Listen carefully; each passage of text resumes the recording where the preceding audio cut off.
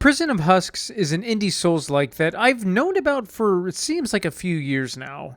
I had seen posts from the developer's Twitter account years ago, and had even tried their itch.io release back in 2023. I was impressed by its heavy emphasis on gray, oblique, and depressing atmosphere, as well as the very intentional and interconnecting level design even among its very brief runtime, but mostly due to its revealed to be a simple project for the director's portfolio.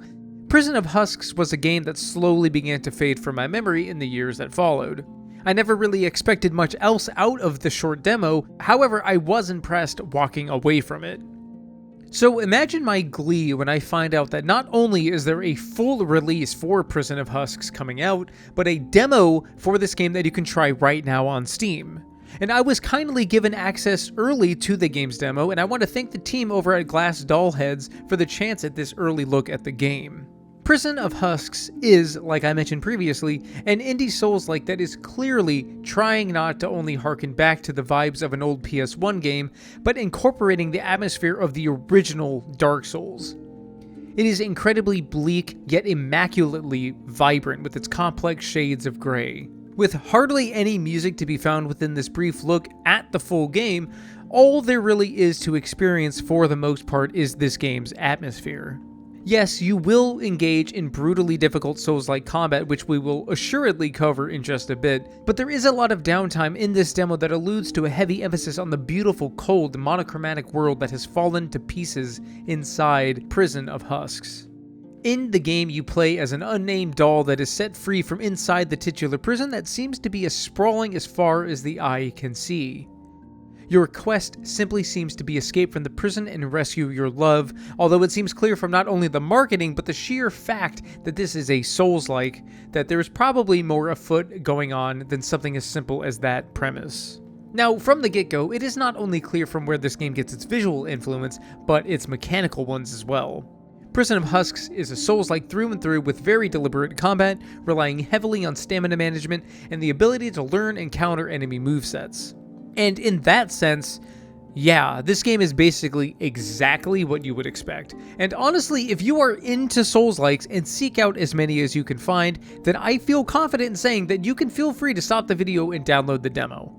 But I do want to mention that there are several little shifts in focus that bring Prison of Husks above what I think you should expect from an indie Souls-like. But as far as the actual moment-to-moment gameplay is concerned, there is a lot that I could go into despite its obvious genre influences, but the things that I want to focus on in this video for the demo are things that could potentially deter people from actually getting into this game, and seeing as this demo comes out today, I think that letting you know that some key differences in game feel could make or break your first impression of Prison of Husks.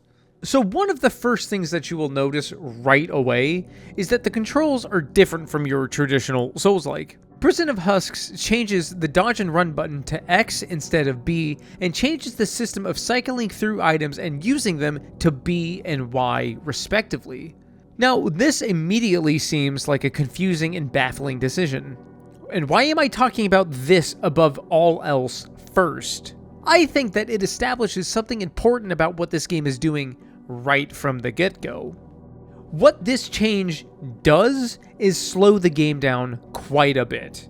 You can no longer claw hand run on the fly as easily, which means that unless you want to commit to rewiring your brain to that new shape, you are going to just have to settle with running for a little bit and then stopping to adjust the camera appropriately and take in your surroundings.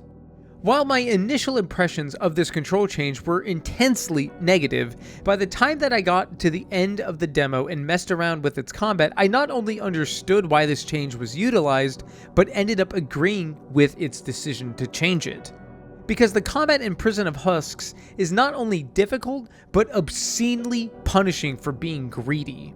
The way that this game incentivizes slower exploration with its run button change also reflects the game's intense reliance on stamina management, causing for much slower bouts of combat.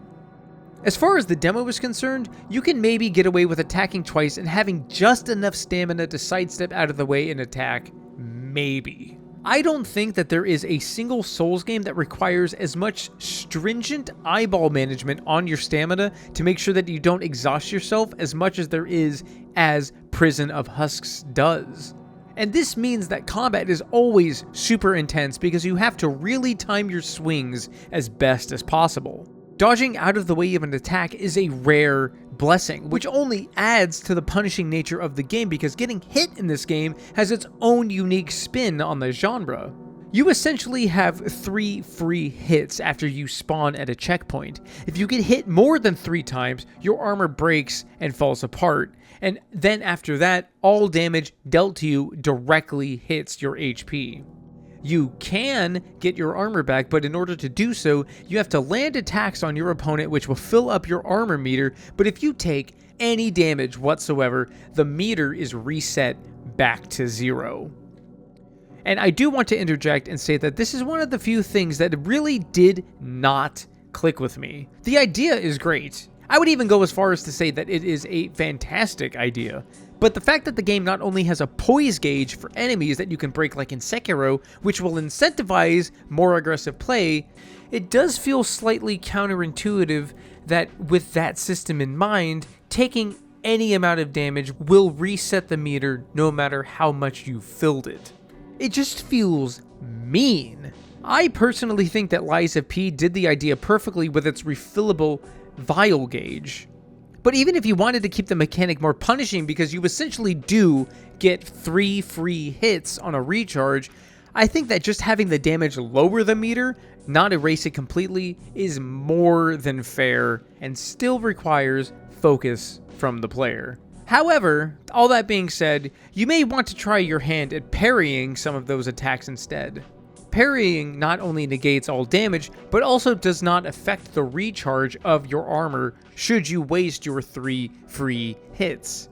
But here's the thing though, in keeping line with the much slower pace of the game, not only is your stamina tough to keep track of, but your parry is not an instantaneous mechanic like it is in Sekiro or Lies of P. When you hit the parry button, the animation begins, but the parry window itself is not until the end of that animation, meaning that the actual timing to parry an attack is roughly about a second, rather than immediately. And I want to clarify that this is another thing that initially felt like the team behind the game was just changing something established in order to make a Souls game more challenging than it would be otherwise, but after dying over and over to a mini-boss for roughly 40 minutes, I finally found the first steps of a new groove within the Souls-like genre. And this is a dance that feels the most like the memory of the first time that I played Demon Souls. Souls combat was a completely new thing, and coming to grips with the game's systems and amalgamation of enemy animation awareness was something that was daunting and intimidating at first. But just like in those games, when you finally get how to work with what the game is presenting to you, there is a certain level of satisfaction that washes over you, and while not as crisp as even some of the older From Software Souls titles, it is absolutely still here in Prison of Husks, and is something very special. But this little preview of Prison of Husks has a lot going for it in just this little snippet of gameplay, and it has all of the signs of a potential indie classic. The only thing that I fear is that a lot of people will not meet the game on its terms, especially when you take into consideration the intentional differences in systems and controls.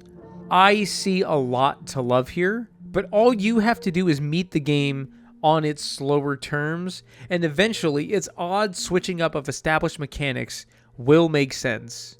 I promise. I want to thank Glass Dollheads again for this early look at Prison of Husks, and I hope that you give this one a try. The demo is out right now. I love your face, I love your show. Thanks for watching.